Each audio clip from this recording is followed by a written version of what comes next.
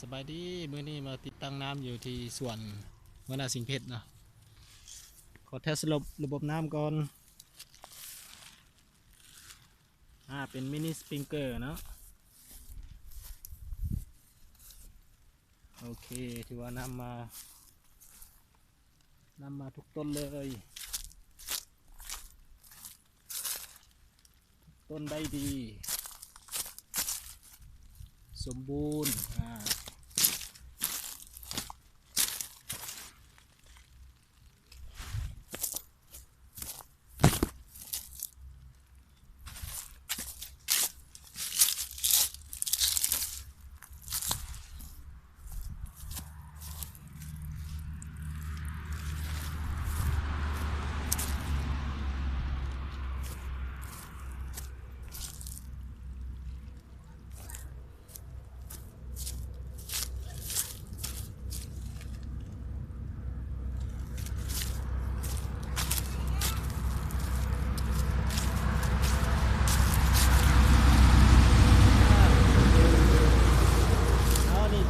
ตัวช่วย